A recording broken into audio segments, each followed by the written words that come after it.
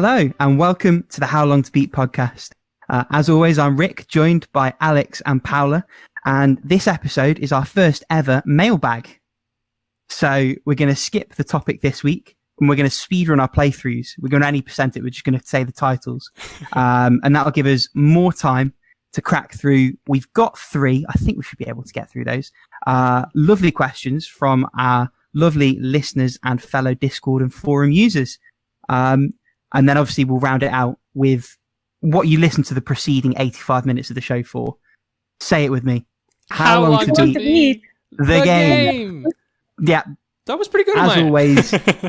Well, we'll see in the recording, won't we? Why don't you kick us off, Alex? Because you've got a theme to all of your completions this week. Yeah, I've got a Nintendo theme this week, and a lot of Game Boy stuff.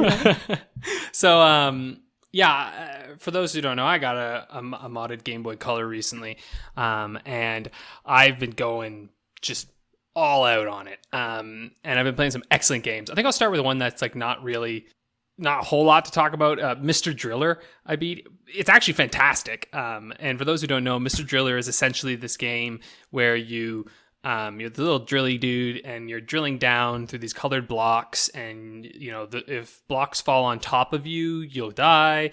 You have oxygen meter, so you have to pick up like oxygen health, and you're basically just trying to get down to a certain depth, and with getting as much points as possible. So it's very arcadey. So beating it's not very hard. Like the Game Boy Color version, it's not designed to just beat it, right? Like it's meant to just be played and played and played to get better and better.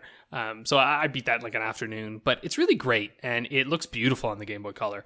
I think it's the same version as one that was released on the PlayStation, except obviously the PlayStation version probably looks better and probably has a few more modes.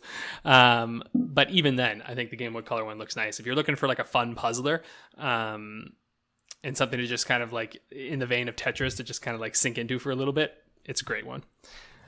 And then going back to the non-color Game Boy, although I played Game Boy colored versions of these. So I played Super Mario Land 2, 6 Golden Coins, DX, which is basically the hack that colorizes it, which I think, Rick, you tried a little bit of too. Yeah, it's I'm going to come back to it. It's beautiful. I think I loaded it and immediately sent you a picture. It's so pretty.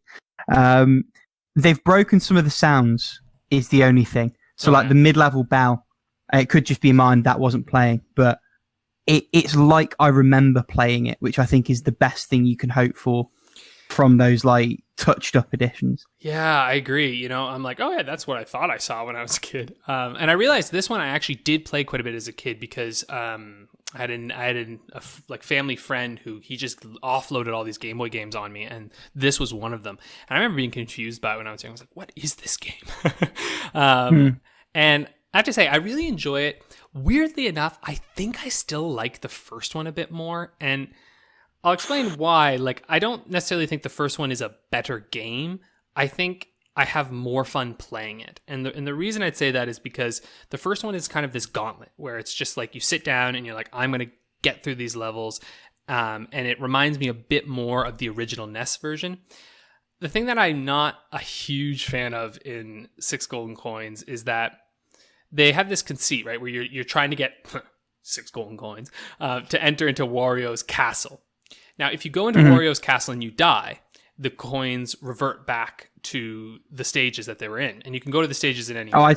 I saved scum the fuck out of that as a kid to beat the game. I just turned it off when I died and started again. Yeah, so yeah, there you go. So that's what a lot of people do, but that's the problem. I think it's kind of an inherent flaw in it, because what it ended up doing is it makes the bosses have to be kind of easy, because they can't be too hard, or else who the hell is going to want to go and fight them again after losing at Wario, right? They need to be easy enough so that you do have a motivation to go back. But in the end, I think it kind of weakens them because all the bosses are kind of the same. There's one boss that's a little different. That fucking moon boss. There's one the moon boss, like it's in outer space. That boss. Oh, I love that one where it does like a U shape from side to it's side. Great. But I'm also boss. Like, it's great because it made me go like, I'm gonna get you. But I was also like, God damn it. But yeah, I just think that's kind of the flaw of it. in itself. Other than that, though, it's a wonderful game. I mean, the levels are very creative and interesting. There's lots of little secrets to unravel, and it's charming. You know, like I think best thing I can say about it is it's very genuinely a charming game. Yeah. And it holds up, which you can't say for many Game Boy games, for better or worse. Mm-hmm. Like, you could go to this fresh and have a stellar time with it. Yeah, and it does. And you should, because it's quite a short playthrough. Yes. Oh, it is. It is quite short. It's only a few hours. It does hold up better than the first one, for sure. It's only my personal preference of, like, wanting a gauntlet, like something to just kind of, like, go through that maybe enjoy the first one more. But, like, in terms of an actual game, yeah, you could play this one. And if you play it with the color hack, I'm just like, this shit holds up perfectly well. Like, pop it on an emulator, you're going to have a great time. Yeah. Speaking of another one that I think for some probably doesn't hold up, but I really enjoyed, was Kirby's Dream Land, which I also played as a DX hack. So they colorized this thing. This is really interesting because, like, this is Kirby's introduction. And it's fascinating because there's a lot of things that Kirby will be known for that are not in this. You cannot eat and take on the abilities of others, which I thought I would have a problem with, but I didn't really care because, like, I know if you know that that's the thing Kirby can do later, it might be disappointing, but when you're playing this game itself, it's so short. It's like an hour long, and it's just some interesting... If that, right? Mm-hmm. And it can be longer if you decide to explore everything. But, like, really the concept of it is, like, here's a platformer, except you don't have to be that good at it, you know, except the bosses. The bosses can be kind of tough, right? And I kind of like it, though, in that sense, because it gives you so much freedom that you can kind of go and explore the levels as you want. So, yeah, I don't know. I think it's really worth playing just to experience how Kirby began. And then, obviously, there are better versions that have, you know, the different abilities. But, yeah, I was surprised, actually. Some of the bosses were... They're harder than Super Mario. It almost felt like a boss rush game because there's so little in between. Mm-hmm. I played this years ago on like a phone emulator. Mm-hmm. So with Game Boy's fine for that because it's a D-pad and 2 buttons. Yeah. I think it's very skippable, personally. I think you can happily do something else because it's not, yes, it's the roots of Kirby, but like you say, it's not even really the roots of Kirby as we know him as we sit here now, and because there's no story, there's no real carry. The only mechanic that I can think that really carries over is when he like holds the air and like puffs himself up like a balloon. Yeah, well, and there's the shooting at the stars, and like there's the tree from all of it. Like I will say, it has everything. Like King Dededes there, like all that stuff. But you're right, there's no story in the Kirby games. Really. And the tree's in every Kirby game. It's not like you're not going to see the tree if you don't play this one. Yeah, like they've reused that boss so many times. Have you played this one? It's fine. Yep. Sorry, go on.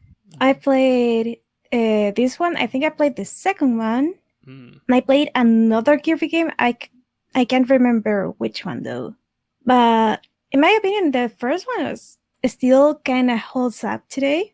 I actually played this game on an emulator when I had some like downtime at university.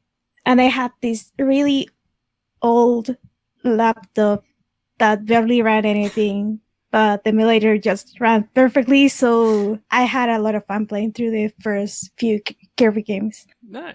It got my attention that I couldn't like capture enemies and have their powers, but I didn't think it was like disappointing in anything.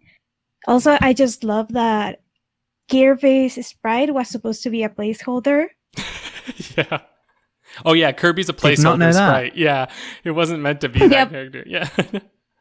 Man, that's actually segue to games that you've beaten. You'll talk about later, Paula. That's true of 2 of your completions as well. Oh, I think I know what one of those are. Yeah. I see. Yeah. But yeah, I don't know. I think this one's kind of easy to recommend only because it's an hour. So like, even if you start it and you're like, I don't like this, it's like you're losing nothing if you drop it, you know? And I'm sort of saying the same thing the other way. I'm not saying it's fine, but like in the same way that like there's no harm in playing it, there's completely no harm in skipping it. Yeah, it's a perfectly fine game. Speaking of other Game Boy games that I've been playing, so I'm working on a little game for the Game Boy. myself, and so I've been playing a lot of Game Boy games and also looking at games that are made in Game Boy Studio. And there's this one which I don't actually know how to pronounce this name because it's obviously never said aloud anywhere, but Deadeus. I'm going to say Deadeus because that sounds good. It's Deadeus. And so basically this is made by one dude, Isma. And it's a Game Boy horror game with 11 endings. And it's really cool. And it's really fun. So it's basically like, it does the Majora's Mask thing. You have 3 days. There's like some calamities coming. Something's going to happen. You wake up with this nightmare. Children in this town are all receiving these nightmares. And you're kind of given hints as to things that you can do around town. And I thought that I'd sort of like figured it all out. Like I was like, I got everything. And then when I got to the end, I was like, wait, why can't I do what I think I want to do? And I realized it's like I had set in motion a series of events that's what's going to happen now. So it's pretty neat. Like I could see when I finished, I was happy with the ending that I received. I was like, this is a cool ending. But I think there are numerous things that you can do. And there's a lot of like, your actions genuinely, you feel like something happens afterwards in as small of a way as a Game Boy game can do, right? Like there are limitations, but yeah, it's really clever. It only takes you probably like 2 hours or so to get through one run of it. And it's on itch.io, so like, you can buy it if you want. I bought like the special edition because I wanted to see his artwork and assets and stuff and, give some support, but you can also just download it for free. It's totally fine. They also, if you're an avid collector, did a physical release. Yeah. Says the internet. That looks pretty cool, actually. And the art's lovely. Mm-hmm. The art's quite lovely. Yeah, so I really recommend that one because, like I said, free. What do you got to lose? Or if you want to buy the actual thing, you could buy the nice physical edition. Then I beat a game that I've been playing for a long time, actually. It was just Mario and Luigi Superstar Saga. I beat it! I got through the boss rush. Woo! Which, man, that has a hell of a boss rush at the end. I really, really loved this game. The ending does leave a little bit to be desired, which, I don't know, maybe they tweaked it but I don't think so, because it's not so much that there was a problem with the fights itself, it's just that there were so many. But this is kind of an RPG thing in general, right? It's just I found that this one did it almost a little worse than some others, where it was like, the middle part of this game is so much fun and it's so engaging, where you're off and you're collecting, like at one point you have to collect items of the Bean Star, which is, it's a little thing that breaks apart in this kingdom. And you're allowed to just kind of go in any order you want. Now they do encourage you to get one of them first, which I don't know if you can really sequence break, but you can definitely sequence break after that. Like you can just go and discover it. And it felt really neat. I was like, I'm playing like a Mario, Zelda RPG game, and I'm like, it's this beautiful combination of all these genres. And the battle system, of course, is like reactive in the sense that you have button inputs that you have to hit when you're playing, and it can be kind of tough actually to dodge attacks and stuff. Like there's times where I'm just like, oh my god, like you really had to hit it at the right time. And I don't know, I was quite impressed by it, and I understand why people like it so much, and why I've always heard people say like, oh, Superstar Saga, like they love that one, it's their favorite. And I'm like, I think I get it. Like the writing was very clever. They introduced interesting new characters. There's just so many Easter eggs for like all people in the Mario universe, like Egad is in this at some point, like from Luigi's Mansion, like Poltergust and all that. And it's just, I don't know. I really dug it. Oh, they even have a little moment where, one of the characters from oh my gosh, what's the Super Mario RPG on the SNES? 7 Golden Stars. 7 Golden, yeah, that's it. Yeah. So it is just Super Mario RPG. Yeah, Super Mario RPG. That's it. You're right. Yeah. Oh my god, that's why it sounds like it should have a fancier name. But the little like wooden guy from that one, I know the one. I know. We're all like, I know him, but what is his name? Like, he has a little appearance, but like as just like a thing in like a shop or something. And so, I don't know. It made me sort of sad to know that developer has gone defunct at this point, because I'm like, man, that they were making some really great stuff. And I'll be curious to see if the Mario RPGs ever do continue on, because you for a time Paper Mario kind of were those things, right? Like, I think Paper Mario was in fact a sequel to Super Mario RPG, but then it just changed into its own thing. Like in when it started, I believe it was being developed as the sequel, and then it became its own thing. Right. Afterwards, yeah. And so then, of course, the Alpha Dream came in and they started making these. Anyway, this is the history of Mario RPGs. Needless to say, I think it's a good game that's worth checking out, and I'm excited to try some of the other ones. I'm going to probably play Bowser's Inside Story, which one of the battles at the end gives you sort of like a hint towards where they were going with this in the future. So yeah, you played this one, right, Rick? I did. I played the 3DS remake, I sort of want to call it. It's more like a HD remaster sort of thing. I liked it. I didn't love it. I think it's got a lot of charm. That definitely shines through. Visually, musically, in terms of the overworld interactions, I think some of the bros moves and the way that you sort of traverse, it made something that can get a little bit dull in RPGs quite exciting. Yeah. I thought the combat skewed way too easy, and I actually found the combat to be a bit of a chore. And about halfway through, the game just started feeling a bit stodgy for me. I did have to make a bit of an effort to get over the finish line. But I would recommend it to just about anyone. It's a really easy game to get into. It's a really easy game to play. Obviously, Mario's a loved character, and there's a lot of good things about that game, and I think there's probably something there for everyone.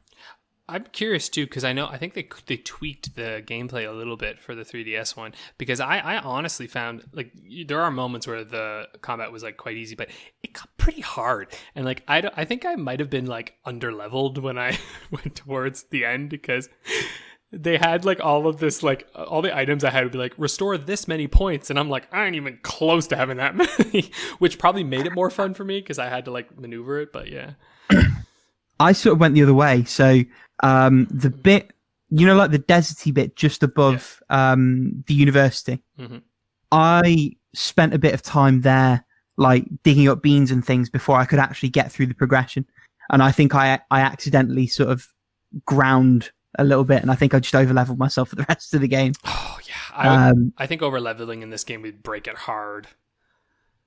It's not even that it breaks it, it's just that it takes all the tension out of the combat. Yeah. The moves are still fun to do, but I was doing bros moves in combat because I had all the SP I could want for, and it was fun to do, not because I felt like I needed to overcome the battles, or because any of the enemies did anything particularly interesting. I mean, there's the odd one that needs a specific sort of fire or lightning attack or something, but 90% of the enemies you can just beat. They don't need any kind of special treatment. This is the same as Ratchet & Clank a few weeks ago. I'm talking about all the things that made it fall just short, and sort of neglecting the fact that it's a good game. It's a lot of fun. You played this one as well, didn't you, Paula? I feel like you said you played the GBA version. No? I haven't played any of the Mario and Luigi's games. I'm making things up. You might enjoy this one. It's good. It's a good time. Nice. Well, okay. I'll get to the last of so many Mario games, honestly, this week. So I also played, and I included this as its own thing because I'm also playing the accompanying game with my partner, but I beat Bowser's Fury.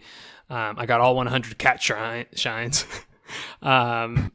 This game's awesome. I love this concept. It makes Super Mario 3D World look like stupid, honestly. Like, I just mean genuinely, though. Like, as I played it, I was like, oh, this is the Mario Odyssey DLC inspired by Super Mario 3D World.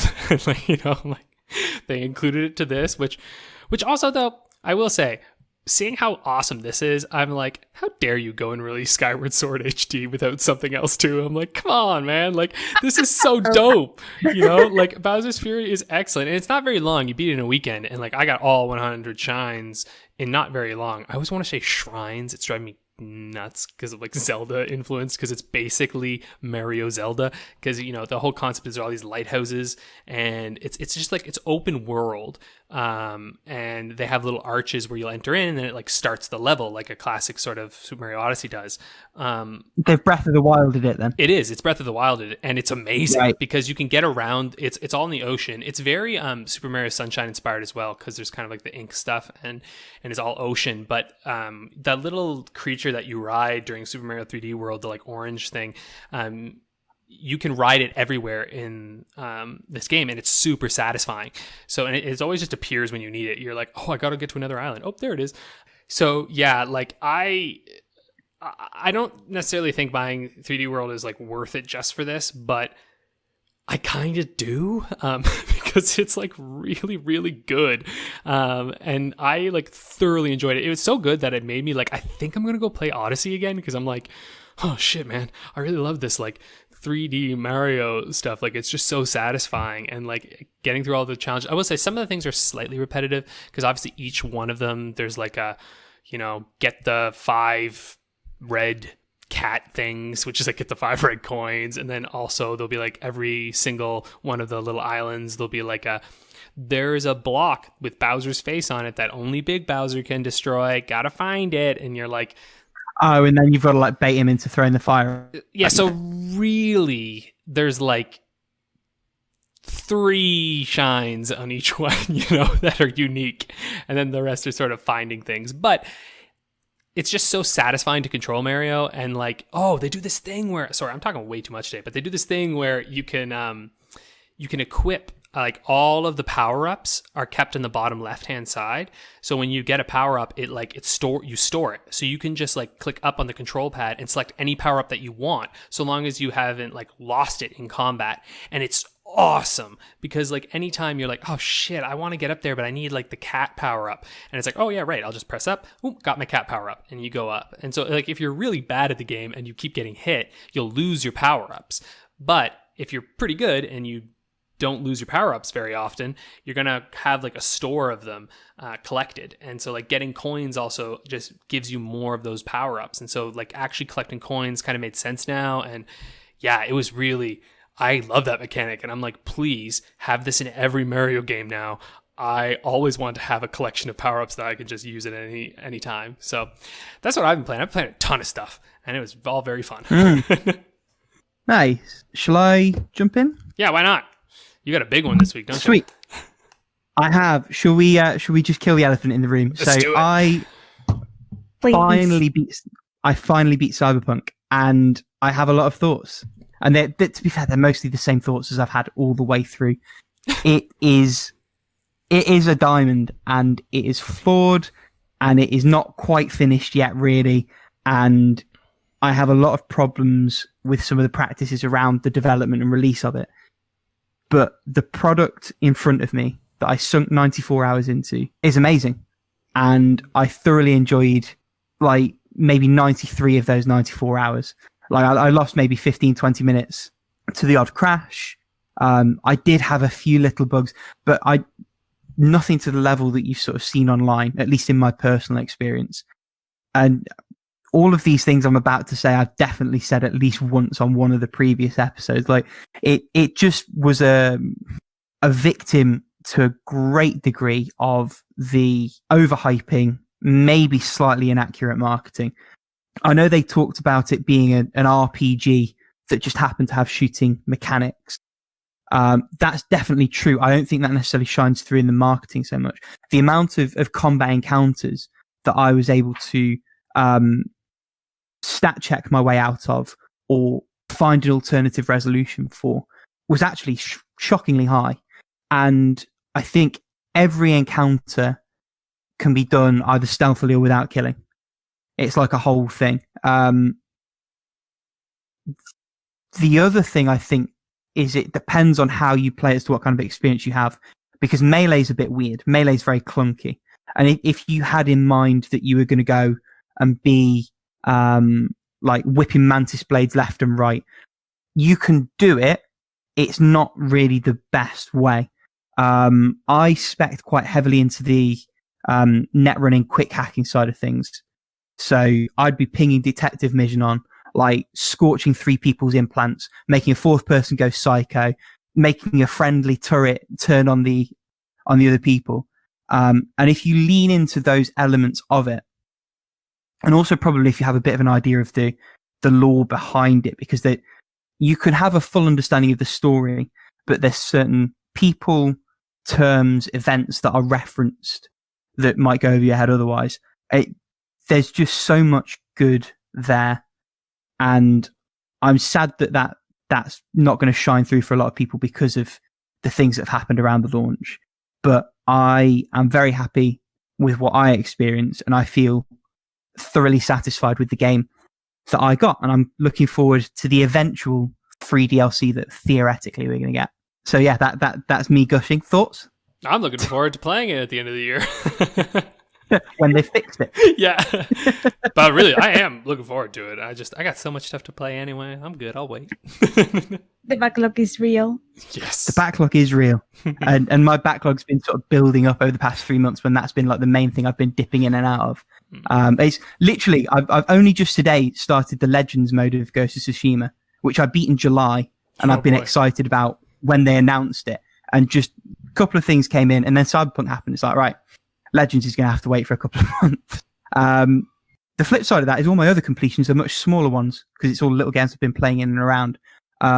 So I finally went back to Drill Dozer and beat all the secret maps on that. Actually loved it more, I think, than the main campaign because the secret levels are brave in terms of making you leverage those mechanics. So for anyone who's listening who doesn't know how Drill Dozer works, it's a cartridge with a vibration motor in it. And your left and right shoulder buttons on the GBA are clockwise and counterclockwise drilling. One of the key things it makes you do in terms of platforming is drill into an object and then press the other shoulder button to bounce yourself away. And so in combination with different speeds, so you've got different like bounce trajectories, moving platforms that degenerate and regenerate. I mean, there was one really clever one where you destroy the platforms and they've got like an hourglass on them. So after like 2 or 3 seconds, they build back in. So what it asks you to do is jump into the first, drill all the way through to the last, and then kick yourself back off at the last second to land on the first, which by that point have regenerated. And there's so many cool little things like that the secret levels trust you as a player to be able to intuit and figure out and work with. And that was really sort of satisfying to push through. It's only a shame that it makes you go and grind currency to buy them because there's not really many main levels and there's not really much more to see when you go through them a second time. So it's a shame that the best content is hidden away behind all those hoops that it asks you as a player to jump through. But it is good. I played Mirror's Edge for the iOS, which is a lost gem. It's wonderful. I think I was telling you guys over message. The only problem is iOS 7, or whichever one it was, broke save functionality for that and a few other games because they changed some of the file pathways in the OS. So you have to play it through in one sitting. Otherwise, it just won't save, which is fine. It's only a 90-minute playthrough. So I set a little bit of time aside on the weekend and played that. It's lovely. The only drawback is occasionally the swipe controls are slightly inconsistent. And also the final boss is really, really poorly designed, but you can cheese it quite quickly and it's the very end of the game, so it doesn't even really matter. It's wonderful. I would love them to whack it on Switch with like button controls and be like, fiver. I think it holds up. Even it released in 2011. I think it still holds up now. It's a lovely little 2D platformer. I also, on iOS, I played The House of the Dead Overkill, The Lost Reels. That is such an iOS title. Yeah. So basically, it's assets and levels, I think, remixed but lifted from The House of the Dead Overkill for Wii and then later PS3 and PC. It's really good. Oddly, it makes you move the reticle with your left thumb and then hit a fire button on the right side. It's not like tapping to shoot. But I think tapping to shoot would have been far too easy, and also your fingers would be in the way. So the control scheme actually works. The cardinal sin, because the storefront doesn't work anymore, because it's a game from like 2011, 2012 when it released. One of the levels, i.e. 25% of the game, is completely inaccessible. This is the problem with gaming on these devices. Over time, things just break, aren't maintained. And it is a shame because I had a good time with what was there.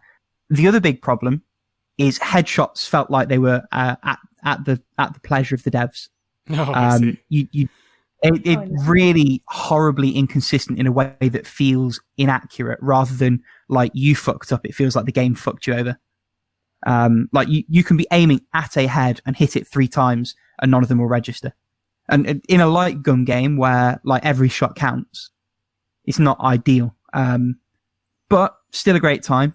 Not that that matters because you can't play it anymore if you don't already have it. Yeah, I played Metal Slug, the first mission, for the Neo Geo Pocket by way of a PSP emulator. I talked about it a little bit last week when June was on. My thoughts are the same. It's a great demake, albeit limited by the button it's missing. The other interesting thing as well, in a way that the first Metal Slug and Metal Slug Advance, which are the other two I've played to date, don't do, it has very significant branching paths. So there's about 15 missions on the way to the final boss. And on any given playthrough, you're going to hit about half of those. So there's a lot of spare content to go back and replay. I'm not sure that I necessarily will, only because I've got loads more Metal Slug to play. And as good as this is as a demake, it is a significant control and graphical downgrade versus the main series games. But it is still loads of fun. And I'm looking forward to playing the second Neo Geo Pocket game they made further on in my journey, as it were. And then I've got two more, both of which were like fine. The first one is a game called Night in Plus, which is, if you imagine the original Legend of Zelda, but without the overworld. So it's all dungeon. It's modern graphics. It's not like NES graphics. And the puzzles are much more understandable, but very pared back. Like, you'll be expected to spot certain things in some of the rooms and then use those to match to a code to move a wall. Or there's a couple of like quite challenging in places, but relatively basic sliding block puzzles. It took me about 3 hours to play, and I think that length is about right. And if you know that you like Zelda dungeons, you'll probably like the game. If you don't, you probably won't. It's very sort of does what it says on the tin sort of situation. But it was nice. It was fun enough for what it was. Nice playthrough on Vita. Nice little short one to pick up in the downtime I've had working from home. And then the final one, which I really wanted to like, but I just sort of didn't, is a game called Bouncy Bullets. So this is a first-person level-based platformer. Its conceit is that you shoot bouncy bullets. So there are yellow and purple enemies in the levels, and you have yellow shots on your left trigger, purple shots on your right. There are also black enemies, and to hit them, you have to bounce a shot off a surface and onto them of any colour. In concept, it's all great, and the level design is sort of interesting for what it is. The two problems are, one, even for the price, which is like budget, it's very thin on content. And two, the controls feel like they err to a fault towards realism, which is kind of weird when what do you call those things? You know, the inflatable people where they like wave back and forth and there's not really any arms, it's just a tube. Wacky inflatable filling arm tube men. Yeah, so in a game about wacky inflatable arm filling tube men, it's kind of weird for the mechanics to be hewing towards realism. So you turn like a tractor and you have very little aerial control. Like you can sort of, at the initial part of your jump, alter it a little bit, but then you're sort of locked in, but sometimes it doesn't feel like you really are. And so your momentum's all over the place. There are areas where to hit a par time for the 3 stars, you have to run a certain path of it sideways to have any prospect of getting a straight line run on the next jump. It's just a bit of a mess and frankly unplayable on Vita, which is what I bought it for. I ended up playing it through on PS4, but I can't in good conscience recommend it. It's the kind of thing where if it looks good, you should be playing Mirror's Edge or the upcoming Shady Night or Ghost Runner or any one of the other like excellent 3D first-person platforming games that are starting to come out and gain more and more recognition. So yeah, that's like an info dump of all the stuff I've played. Yeah, well, that's what we had 2 weeks on, yeah. Right? I've been a busy boy. Yeah. Paula, what about you? What have you been? Yeah, I thought I had a lot of games to talk about, but you two pretty much overwhelmingly beat me in quantity. It's not about quantity, but yeah, it's about quality. And we beat you in that as well. No, I'm kidding. So the first game I want to talk about to get out of the way is Backstage Pass. That is kind of like a visual dating sim otome game that I wasn't aware that it had like dating sim mechanics in terms of having to raise your stats to get to specific routes or endings. So, because that's not actually the kind of game I usually want to play, because it is pretty tedious, but I just wanted to give it a shot. And I have mixed feelings about it. So you play as, I'm gonna butcher this. I'm gonna say it's pronounced Sean. And yeah, Sean, you nailed it. Yeah. And she's a first year college student. She's also like her best friend's makeup artist. Her best friend just happens to be a rising star in the music industry. She kind of like learned like from her mother that is a professional makeup artist, like to do all that kind of stuff. So that's the explanation of why she's so competent at it. So at the start of the game, her father gets into an accident and isn't really able to work for a while. So she's like, I have to study, I have to work, I have to survive the year pretty much. So the overall like stat raising mechanic comes from you have to be able to keep your scholarship, so shit got real. You also need to work at whatever part-time job you end up choosing, because that's kind of like her story, that she needs the money to help her family. And whatever other shenanigans like just happen like in the middle, like, and of course being a dating simulator, you have a variety of bachelors, but you also have a variety of routes where you just like end up alone, but follow like your own path and try to become like, I don't know, a professional makeup artist or something like that, or whatever else floats your boat. So this having like a visual novel part, the dialogue is like pretty good.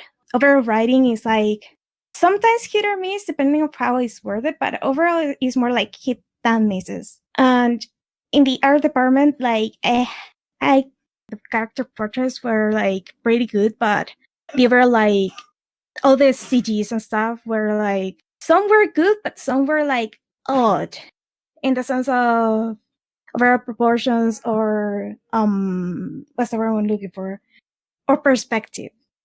Even if the story was, or the dialogue was enjoyable at times and the voice acting really carried the game, because this game is like fully voice acted in English and the voice acting is pretty good.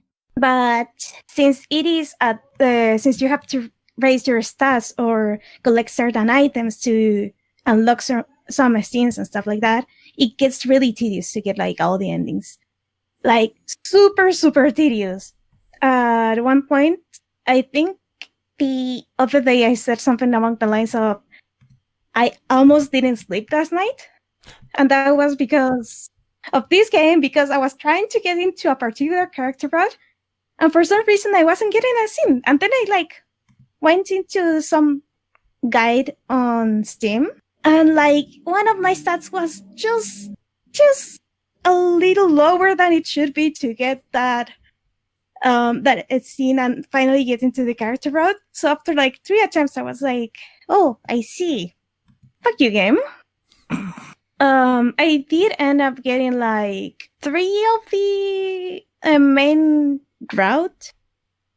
No, 3 of the main endings. I got 1 of the side characters endings, and I ended up screwing up my first playthrough of the game and getting like that one ending where you pretty much finish where you start. Like how uneventful your year was. Yeah, the thing that I found interesting about the game is like, okay, you have like these, what's the word I'm looking for? This schedule that you have to fill with different activities that will raise different stats. But also you sometimes like have to buy a specific item to unlock a specific place where you can go like either shopping or raise your stats in some other way. And you'll sometimes get mails from the agency that you, or from another character that needs, for example, a makeup artist. It's very much like, oh, I am gonna respond this mail, and then responding that mail may trigger like another set of scenes. But then after the second, third playthrough, you pretty much read all the emails and you pretty much saw most of the entertaining scenes. So yeah, it's not a game that I would like recommend to anyone to get like into this kind of game. It isn't a game that I would recommend like to anyone who's like into getting like all the endings, or like anyone who is more into the story rather than like a day-to-day or slice of life otome game. And also like it caught my attention that none of the songs were like really memorable or really stuck out to me. Because like in most visual novels that I play, there's like one theme that is like it is stuck in my mind for a while. For could realize there's like this comic relief kind of scenario theme that is unreliable inventor or in-depth engineer, depending on where you look for it. Pia Fury, there is like the opening that is very good, and there's like this swing style music theme for a character that is like, yeah, that is a theme that I will run in my head like over and over again. In this game, that it is like all about the entertaining industry, is like no song that is like that. There aren't any themes that are like good. They're okay. They aren't good. And if I need to play a game over and over again and skip scenes over and over again, at the very least, let the music that I'm listening over and over again be good. Yeah, and if you're grinding for stats, I imagine that just means like the churn in terms of you can't scum a save from halfway through the game to like see 3 or 4 different endings. You have to do it fresh every time. Pretty much. It wasn't fun. I mean, they're fun, but they weren't like fun enough to be worth it. For those of you listening, me and Alex are both pulling faces that just scream yikes. Oh dear. Let's talk about something more positive, because you've completed 2 incredible 3DS games. So the next games I finished were BoxBoxBoy and Bye Bye BoxBoy. That is difficult to say, but they are like very like small and adorable puzzle platformer adventures, where you play like as this little box character called BoxBoy. Who would have thought? And you can make like these kind of group of boxes that help you like overcome obstacles and pretty much go through the stage. That's like the short version of it. Depending on which game you play is how complex this mechanic can become, but overall they keep it like very simple. But sometimes less is more, and I think like the BoxBoy series is like a great example of how less is more. It has like a very simplistic yet super adorable art style. And also like the mechanics are very simple and very easy to understand, but they get very creative with the puzzles. In BoxBoxBoy, sorry, they give you the ability of having like multiple sets of boxes, and it is as very small addition, but it goes a long way into making the BoxBoxBoy feel like very like fresh and very entertaining and challenging. On the other hand, Bye Bye BoxBoy has planets, I guess, where planets, where you go and there are like different sets of levels. And in each planet, there's like a special set of levels where you are given like a special ability. So, for example, usually like you just put your blocks on the ground and you're able like to make a little staircase and jump to a higher place. In this game, for example, there's a level where you can use you can put a box and use it like as a rocket to press a thing that is on the ceiling and activate a door. Or the other that stuck out to me is like you make this. It's like it reminds me of the game Snake, that you have this string of blocks that you can move, and they maintain like their shape. But each time you move, the last block of the chain disappears because it's now like you have one more block up front. And the way the developers like use all these different mechanics like keeps everything like very fresh. The game never gets too repetitive. It never overstays its welcome. And also it has like the cutest and most adorable escort missions in the world, where you have to guide this little cute boy to the other side of the stage. And it is frustrating. Like, you know how there's like these escort missions where like the character you're trying to bring to safety is like stupid and doesn't value their life? Most of them. Yeah. Oh, this one, like, the little cute boy just helps you along. You just have to make a little path for it to actually be able to help you at its full potential. One of the things I think they nail with those games, I agree with everything you say, they're really excellent. For those of you with slightly longer memories, I think this is one that I'd highlighted as one of the best sort of series of the last gen. They nail the difficulty curve for all the new ideas that they throw out, as you say, for all the inversions they make on what is a relatively unique, albeit sort of straightforward concept. It never feels like it's asking too much of you. It's always quite gradual in terms of how it ramps it. And also, a lot of the difficulty is just in the optional objectives. So like on each level, there's a crown or a number of crowns to pick up. And they're just tied to how many boxes you drop. So if you want to just muck about and sort of cheese it until you get the solution, you can do that. But you'll be challenged if you want to get every crown, because you have to be quite conservative with your boxes, be creative in the way that you set up solutions. Yeah, no, I agree with everything you said. Wonderful. Did you play any of these, Alex? No, I've never played any of these ones. I just missed them. They just sort of, wow. They went by me. You might have missed the 3DS ones. There's one on the Switch, so get on that one. Yeah. Yes. I've seen that one. I probably won't because the backlog is real. But one day I probably will. I might just one day just go get the 3DS ones because they're probably dirt cheap now. I think they're all dirt cheap in general, aren't they? Mm-hmm. I think the Switch one might have been like a mid-price release, but the 3DS games are like $5 each. Yeah. They are very cheap, and they're excellent value at that price point. I would have happily paid double for each of them. Someday. So what's the last one? Someday. You got Leave that there, when I Paula? see it. Yeah. Oh, it is only fitting for the 35th anniversary of Zelda that I complete the very first Zelda game. Hence the Zelda setup you've got behind you. It's all clicking together now. Yep.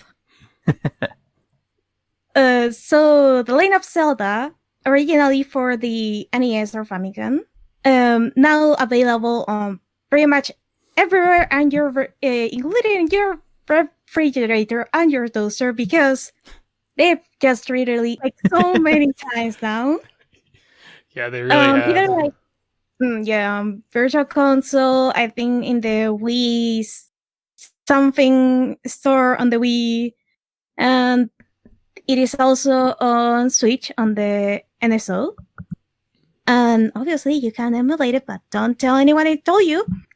But I actually played this game before, but in this replay, I actually took like half the time to beat it. Which, well, I'm impressive in myself, I swear. So I played it on the Nintendo Switch online thingy. This game, it is an open world adventure game, and it's kind of like the thing Breath of the Wild tried to go back to. And kind of did like a stellar job on that. The story on this game is like super simple, because like you have Ganon who tried to get the Triforce of Wisdom. At this point, there's like 2 pieces of the Triforce, this Wisdom and Is there even that much power. of a story? Like, I'm pretty sure, isn't it just like you wake up and they're like, take this sword? You're like, you gotta do something. Yeah, pretty much. But there's like a screen thingy that scrolls up and tells you how Zelda just split the Triforce in 8 different pieces and hidden in 8 different dungeons, so you have to recover them. And so yeah, you travel across the land, far and wide, and all the stuff that was for your reference. Yeah, careful before we get a DMCA takedown. Please. But like, it's funny because really it's basically like Zelda has split the MacGuffin into 8 pieces. Go get it! And you're like, okie dokie, like it's basic, but it's great. It is a very simple story, but it works. Like, it gets you moving. So yeah. This game is difficult.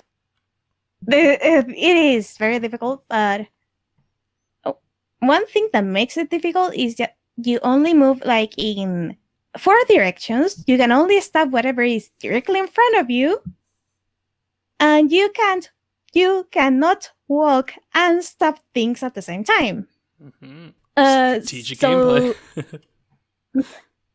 Yeah, so it pretty much becomes a puzzle, like to try to walk in a certain way to not get hit by the enemy and be able to hit the enemy. And this becomes very apparent in the later dungeons, but only in due time. The items, they're like fun to use, but don't really ever like do more damage than the sword.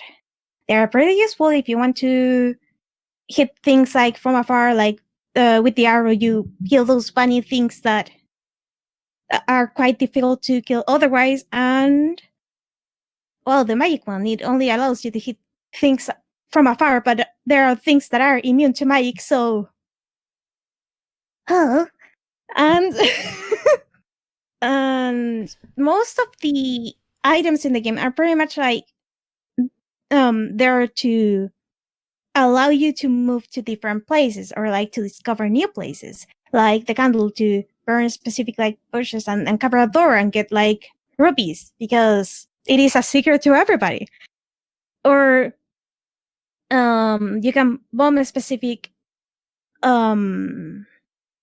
like specific walls to either get like the old man telling you how to beat a certain enemy, or to find like a store where you can purchase stuff. The overall idea of the game is like awesome. The thing is the execution. Because a bombable wall doesn't look any different from a regular wall, and you can only carry 8 bombs at a time. You will sometimes get them. You will sometimes get them like from enemy drops, though each time you want something to get dropped by an enemy, it will not get dropped by that enemy. Be it rupees, be it bombs, be it life and fairies. Whatever you need, you're not gonna find. It's like the game knows what you're looking for. Honestly, it's why it feels like... I was gonna say I really recommend playing this with a guide. Like I played it with Phil Summers as the hand-drawn gaming guides, which they're gorgeous. And using his guide, like I managed to get a physical copy of it, made the game way more enjoyable. Like it was genuinely extremely fun playing with the guide. It felt like I had like a little map, and I was like, ooh, and like going through. You know what I mean? Like it was cool. It was exciting. Yeah, you read also go on. Because like this is a game that you want to play either with a printed or digital map of the place, because there's like this gray box with a dot. That is not a map. That doesn't help. So having like a map or like a little guide, even if it's just like tips on what to do or like specific placements of stuff, anything that helps you get some guidance on where to go next will make this game tremendously more enjoyable to you. Nice. Yeah, you both read my mind. I was about to say exactly the same thing. Like, there are certain games from that era where you just can't play them straight now, having the context and the QOL stuff that we're used to. It just doesn't work. Yeah, I actually found a PDF of the manual, the game manual of this game. I have it like somewhere in my computer now. Just reading that makes the game like so much less cryptic and so much more fun. Because remember manuals? Yeah. I miss manuals. I miss manuals too. Remember manuals? Yeah, remember. I remember. Oh my God, I just like Should we? We're long-winded as hell. We spent an hour talking about what we've beaten. Do you want to add some more there? Yeah, go ahead, Paula. I just want to add the game is really fun. Just play like with a guide or something. Be prepared for bullshit enemies. Yes. In the later dungeons. Wish ropes, fuck them. Mm-hmm. Because the more squishy variety like teleport everywhere. The blue ones never stop moving. And the dark nuts. Oh my God, the dark nuts. No. You have to hit them with the sword, either from the side or behind. You will more often than not die from just running into them. Yeah. Also, the music is catchy. Very, very catchy. Also, I got kidnapped by a wall master. You know, the ones that make your life impossible in Ocarina of Time. Mm-hmm. So yeah, those are like the enemies you have to watch out for. But overall, it is a very fun game. Nice. So none of us have retired anything this week. So we're going to skip that. It's a first. Yeah, that's a first time. And we're going to enter into our speedrun edition of our playing. So I'll go quick here. I'm playing Yakuza 0 still, Super Mario 3D World, Pokemon Trading Card Game 2, The Invasion of Team GR, and Ring Fit Adventure. Paula, what are you playing? I'm playing Gyakuten Saiban or The Great Ace Attorney on 3DS and OZMAFIA on PC. Nice. Rick? Imagine the timers in the top left corner of your vision. I am playing Hades for PC, Time Recoil for Vita, and Metal Slug 2 for the PSP. Oh, and also, literally an hour before we started recording, I started the Legends mode of Ghost of Tsushima. Nice. All right. Well, look forward to hearing more about all of those games very soon. Now, let's get into our question extravaganza, our mailbag. We've taken 3 questions, and we're going to try our best to answer all 3 of them. So let's start off with a question from our resident cockroach, aka Matt. What is something that you miss from older games and can't really find in more recent releases anymore? We've literally just touched on it, game manuals. I miss them so much. Yeah! Oh, yeah. Do you know what? Oh, what game did I have? I picked up a game really recently and opened it, and that was it. I'll tell you what it is. I'm very soon going to be starting Stranglehold for the PS3, and I got the box out. I got it out of my wardrobe, and there's like a 20-page color manual, like different characters in the game, talking about Hard Boiled, the film that like the character comes from. It's like it just took me back to my childhood, of like getting a new game and reading the manual in the car on the way home, or like and that's really the experience. Right? They're not coming back. No. Yeah, that's the quintessential thing, and it's done outside of like specific physical releases, and even then, like sometimes they just half-arse it. Yeah. Like, well, because when you think about it too, like, and part of me, like, I miss it mostly for nostalgic reasons, and also understanding that they just are no longer needed, right? Like at the time, it was like, we literally can't program in the tutorial on how to do all of this. So I need to tell you how to do it, right? Which is actually kind of a problem in a lot of older games. Like sometimes you pick up an old game and you're like, how the hell do I do anything? Like honestly, I picked up Kid Dracula recently and I was like, how the shit do I do stuff? And they don't tell you. And I realized, oh, it's because I was supposed to read the manual, but I'm like, I don't have the manual, right? So it's like... Equally... Like, let me boomerang that one back. Like, there's games with awful tutorials that could have just been a page in a manual. Totally. Yeah. And from like a respecting the player's time perspective, I just much prefer that personally. Sorry, Paula, I feel like I cut you off there. Oh yeah, I also remember like in the Super Smash Bros. On Wii U, there's like this very thick manual of all the moves in the game. And nowadays I think in Smash Ultimate it's like a different section like in the game. But I really miss like just flipping through the pages. That'd be like a dictionary with your Switch box. That'd be like 3 Switch boxes with your Switch box. All the characters they've got in there now. Christ. Tell you what else, actually, I miss from older games. Not being nickel and dimed once I've bought the game. Oh, Hey, air horns. Yeah, I know. Yeah. Seriously, though. Seriously. It's interesting because when we were thinking about this when I was thinking about this topic, at least, it's hard because, like, there are a lot of older games that have elements that I wish I could see these days. And the reality is that, like, gaming has become it is so accessible now in the sense that there are, like, many people can create games now too, right? Like, I was just talking about itch.io and, like, Game Boy Studio and, like, all these different things. And so, like, there is almost always a new game in something that you loved before. Like a lot of that's still there, still exists in some form. But when I think of, like, the bigger studios and it's like the ones that all the money's being poured behind, it's like I miss that they kind of go away from certain trends. And, like, honestly, as I've been playing the Game Boy again, I'm missing simplicity, like it sounds sort of like, obviously there are games that are still doing this, but, like, the simplicity of some of the adventures that I'm playing, and the limitations are almost something that I, like, am sort of missing in a way, because it creates such creativity, and such, like, pick up and playness, I guess, like the Switch sort of tapped into some of that again, but I'll sit down and I'll just, like, sit on my couch with my Game Boy Color and I can play this thing for just ages, and it's just so entertaining, and it feels like it's a natural, like, start and stop point. And I don't know, I just kind of miss that.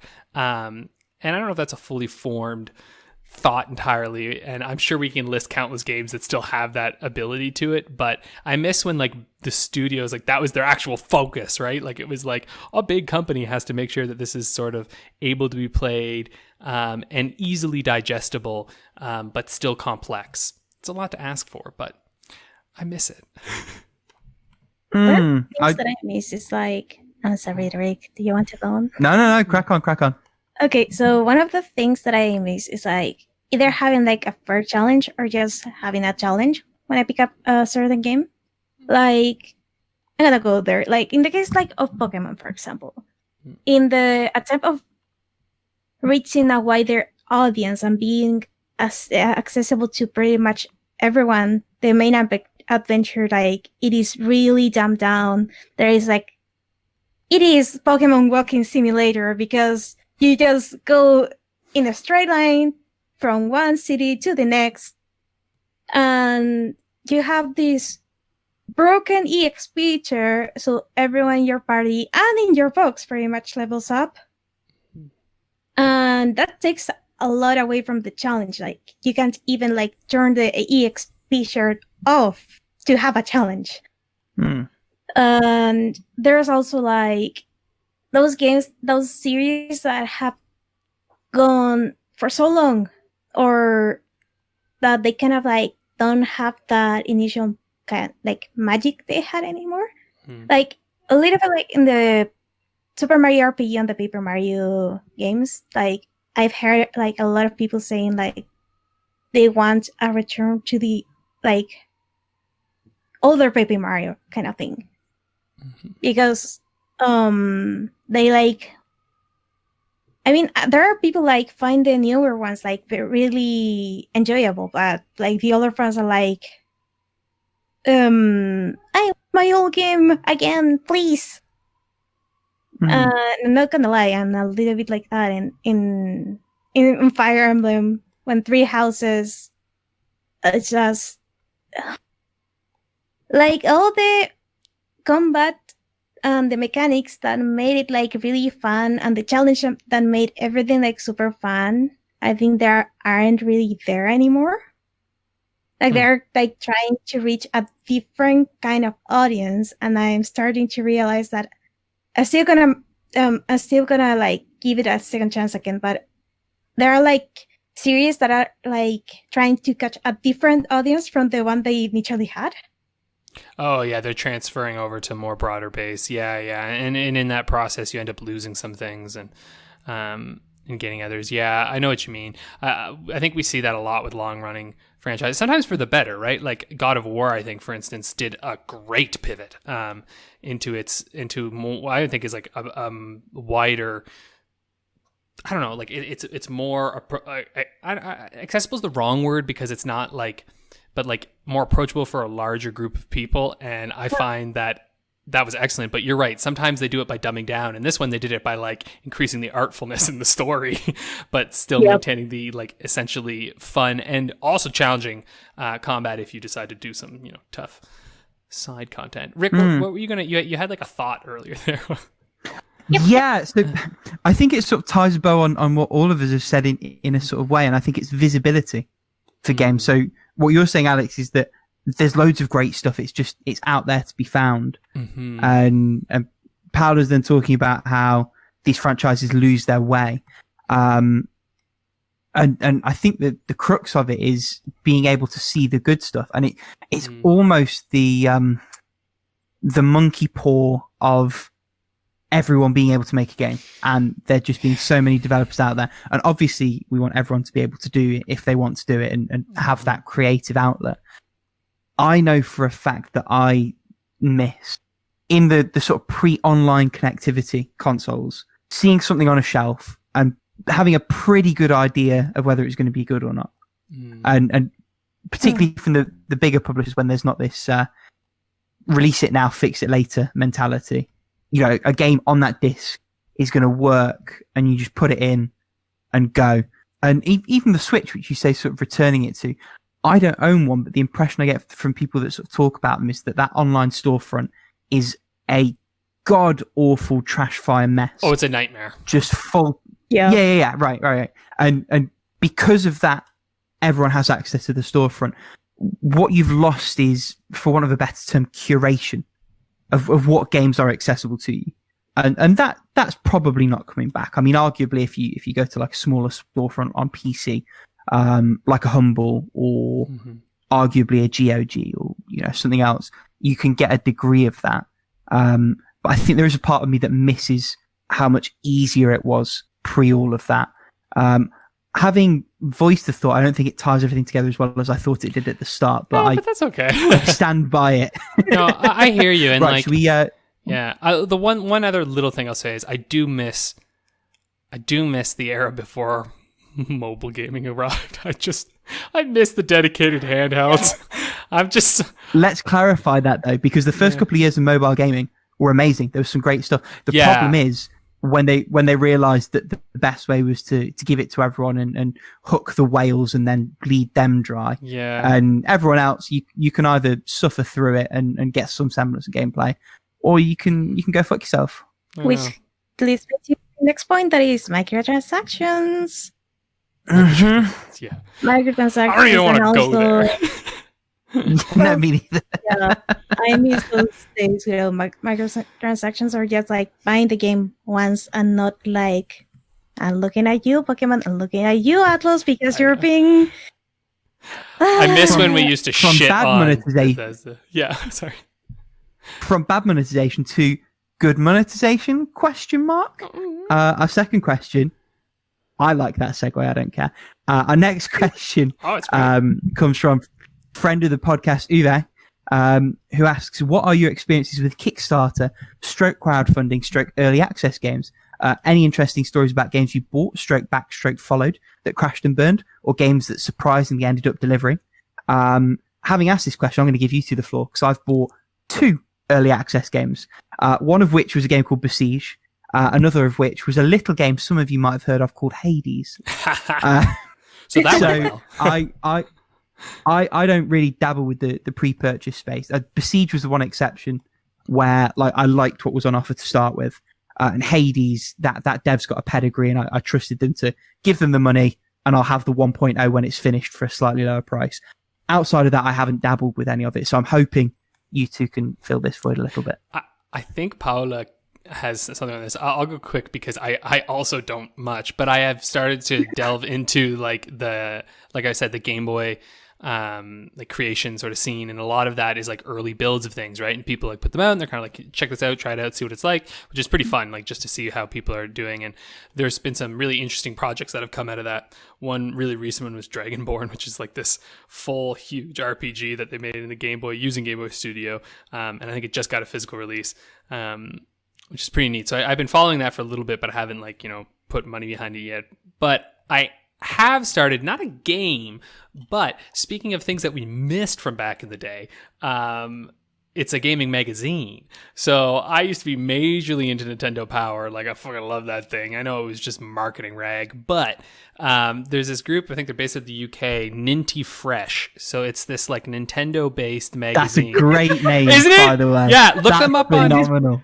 Look them up on Kickstarter. They're doing a 25th anniversary like Pokemon edition this year right now, but it has like articles from all sorts of different things. Pokemon's just one of the retrospectives. They've done 2 issues so far. They're wonderful, excellent, lovely articles. Just really nice to get.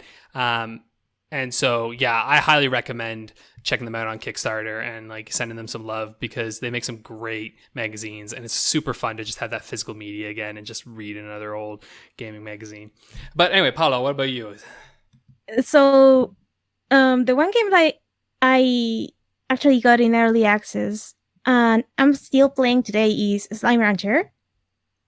And I found the game to be like quite like complete and enjoyable, like even on the state of where it was when I got it. Because like the core mechanic of the game and everything like everything was set like from even like back then in the early access, like to have like this enjoyable like loop, the gameplay loop. And I even remember like how they added in like the puzzle mechanics and the ruins, and how they started like introducing more types of slimes and more of the world as they developed the game. So now I'm playing my second playthrough of the game, and it has changed a lot in the sense that there's so much more to do now, and there's like customization options. There's like the story that so far it has been amazing, because you follow these little notes of someone who was here before you, and overall Slime Rancher for me was an excellent choice of supporting something that I thought it was gonna be like amazing now, because it is.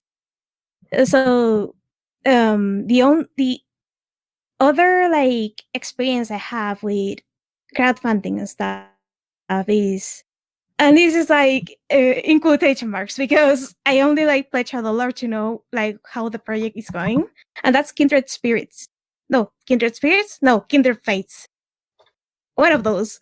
But it is supposed to be like these open world like monster catching / battling game. It's Kindred Fates. I've just googled Kindred Fates. Thank you. And from the get-go was looking like really good, and so far I cannot like receive a mail like a couple of days ago of update number 20 something 30 something, and the game has been going like quite well. They actually like in like some sort of alpha or beta testing for it, and it is really looking like amazing. So even if I just pledge $1, if I had more money at the time and pledged, let's say, I don't know, 30 or whatever is like needed to get like a copy of the game, seeing the game now, I would have happily like throw my money at them, because they seem like pretty competent fellows at what they do. And the other Kickstarter that I'm at is not really a game; it's like game merchandise. Because in the atomic scene we don't have like much merchandise in this side of the world, and there are like some games like Adven-ture that don't really get any love. And there's like this person doing like a Kickstarter for enamel pins. They are adorable. They are very reached their goal. There are like 10 different pins to choose from, and this person, I researched like the background from Kickstarter from this person, and they already have done like stuff like that. So I'm quite confident that everything is gonna turn out all right. Nice. Awesome. In fact, on that point, one I'm watching, although I'm not funding, a recent one, if either of you have seen it, Aiden Chronicles. Yeah, it's the Suikoden guy, right? Suikoden, yeah. Yeah, it's those devs, and they've sort of trying to do an Octopath Traveler style art thing. See, sorry. Go ahead. No. I was just going to say I've not thrown them any money, but I'm watching, and when it releases properly, if it looks good, I'll be very happy to throw them some money at that stage. And see, this is kind of how I've become when it comes to Kickstarters and all this crowdfunding, is that like for video games, if I see something that I'm like, oh, that looks like something I would really love, and it's not reached its goal, then I'm like, sure. But like for a lot of these games, when they reach their goal, I'm like, okay, it's coming out. You know what I mean? Like I'm like, or it's not, or it crashes and burns. So I'm just kind of like, I'll wait and see, right? Because usually what it ends up costing, it's usually not that much or less because they go on sale. So like, I mean, ultimately a lot of the Kickstarter games, I love it. Like I'm glad that it can happen for a lot of them. This Kindred Fate actually looks neat. I'm probably going to follow it too. But it's like, you know what I mean? Like I think these days I don't really invest too much in Kickstarters unless I think they really need it, or it's like a physical media, like a magazine. Yeah, especially for the big ones, like you're saying, once they've hit their goals, often they're finding a publisher anyway. Like it's just a way of them gauging interest. And unless I know I'm desperately going to want to play that game on launch, which to date hasn't happened yet with any of the Kickstarters that I've seen, there's not much point. On the point of Kindred Fates, just before we move on, because it's sort of related, have either of you played that Temtem? No. Like Pokemon Online? I haven't. Mainly because it is an RPG. Right now it is in early access, I think. And for RPGs, I really want to have like the entire story available from the start. And that's very much the reason I dropped Genshin. But no, that's fair. Right, that's probably a nice endpoint. So if we bundle on to our last question, Paula, do you want to read this one out for balance's sake? Okay, so what aspect of a game is most important to you? Story, gameplay, creativity, other? Is there a top tier game which crashes it at one aspect but is really weak at others? And this was from and this Dune last week. Yeah, so we're poaching this from Dune. Yep. It was one of his other topic ideas. So thank you, Dune. Thank you, Dune. And sorry for not reading your name first. Shocking. June will remember that. Yeah. Anyone want to tackle this one first? Well, I'm pretty clearly on the record as a gameplay as king kind of guy. For me, a weak story can be carried by stellar gameplay. The reverse generally isn't true. In terms of a top tier game that crushes it at one aspect but's really weak at others, honestly, nothing immediately springs to mind. This is one where I probably should have thought of it before we came. Because in my completions, and I'm going to like frantically pull them up in the background and have a look, there are bound to be games where they absolutely nail one and suck at the other. In fact, tell you what, on that, the Telltale games.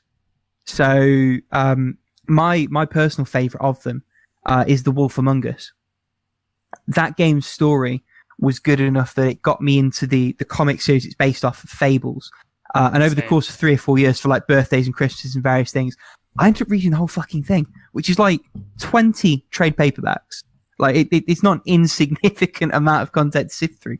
And those comics are fucking incredible. If anyone's looking for graphic novels to read, oh my days. Some of the arcs are wonderful. But I mean, there's barely any gameplay in the Telltale games. They are interactive stories, and I'm not going to say they're not games, but they don't really have gameplay. I'm happy enough to say, like, they have binary choices in interactive moments, but the story means that doesn't matter, because for those, what's it, maybe 7 or 8 hours across the 4 or 5 episodes, it feels like, you're there for the story. The gameplay is just a medium for you to interact with it and steer the narrative in the direction that you find interesting. And that's always the counterpoint to how I feel about the gameplay. Like, if the story is good enough, the gameplay won't matter.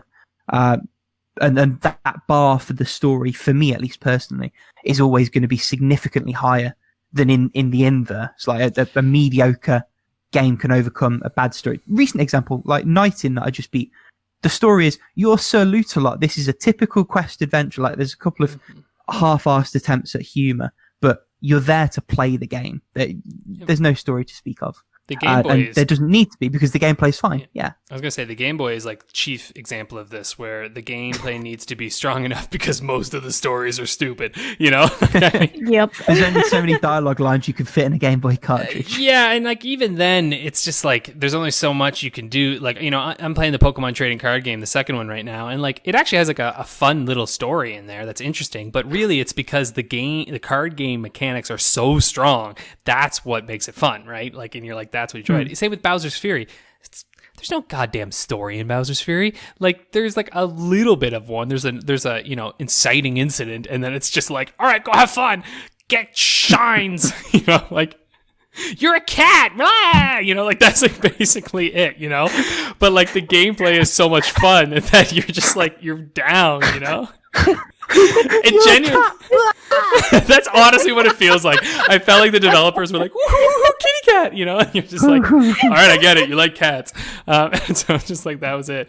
But yeah, so I don't know, like I agree with you. Like I just find that there needs to be a marriage for me, usually, of at least two things: gameplay and some form of like artistic like creativity. And I'm like, nice. Or the gameplay and the story is interesting, and maybe the slides a little bit. Like, there's always needs to be like kind of like I find personally for me 2 little hooks that I need to get into it. And I don't know why that's how it is. It's just my own framing, but usually it's like with Game Boy, for instance, it's like, you know, simplicity plus fun gameplay. I'm like, nice, I'm in. But I find if there are situations where I have played a few games where the story is just so stupid that I'm like, done. You know, like you're just like, yeah, it can fully turn you off. But then that's the same with the gameplay. Like if gameplay is fundamentally broken, yeah, I'll go and watch the story on YouTube. Like why am I here? and actually, just to round out myself in terms of games that mechanically are incredible and have more or less no story, Rocket League. Mm-hmm. I've spent 2,000 plus hours on that game. There is no story to speak of. The story is you are car, you put ball in net. And arguably Muramasa and a couple of other Vanillaware's titles, like they have a story, but the story is thin in the context of the game.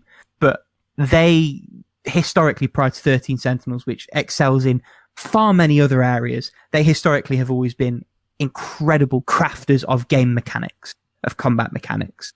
And there could be no story whatsoever. I would be there for that. Yeah. Honestly, too, like I will forgive sort of mediocre, kind of boring turn-based gameplay if I find the story interesting enough. And I'm thinking mostly in like, you know, JRPGs and stuff like that. You know, like the Game Boy and stuff, or even the Game Boy Advance, like something like Golden Sun, where the gameplay, it's not like that crazy within the battles. Yeah, there's some interesting elements to it, but like ultimately, it's not that insane when it's turn-based. But if I find the story to be engaging enough and there's enough kind of wonder and interest in it, I'm down. But anyway, it's enough of Rick and I. Paula, what about you? Okay, I've been thinking about this question for a little while, and for me, it depends. It depends on what kind of game I'm playing and what I'm looking for in that game in specific. Because, like, for visual novels, of course, the story has to carry the game. Either the story or, like, the cast of characters have to carry the game for me to actually enjoy it and get all the endings and stuff. And especially because most visual novels I play them like for many, many hours. There has to be like, it has to be very strong in the art department, because if I'm gonna have to sit there and unravel the story and see the same game or watch the same game for many, many hours, it has to be, at the very least, aesthetically. It has to be pretty or aesthetic. I cannot say it for some reason. Pleasing. Aesthetically pleasing. There. In the case of other games, let's say Shin Megami Tensei series, I like the combination of gameplay and story. Like Shin Megami Tensei 4 is very, very strong in both departments. Yeah. Sorry, go on.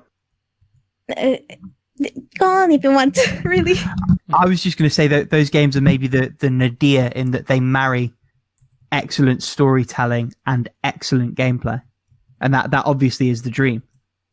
Yep. It's dream. Also what a little game called 13 Sentinels Aegis Ring does. Go play it. It's and there we go. That'll round us out. Did you want to add anything, Paula? Or should we move along? I'm thinking it went away. But yeah, at least like two aspects of story, gameplay, creativity, and sometimes just like prettiness or aesthetics. As long as two of them are like strong enough to carry the game for me. Even better if they are like correlating some way or another. That usually carries the game for me. Like Yoshi's Woolly World has no story, it is adorable, and the gameplay is awesome. And the gameplay and the aesthetics go hand in hand. There's the last example I was looking for. Nice!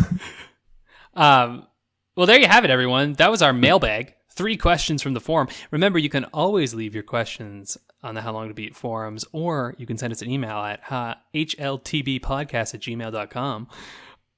That was kind of radio voicey. All right, let's... Offer what? Stock lasts. Terms and conditions apply. Well, yeah. Why don't we move along to everyone's favorite game, How Long to Beat? The game!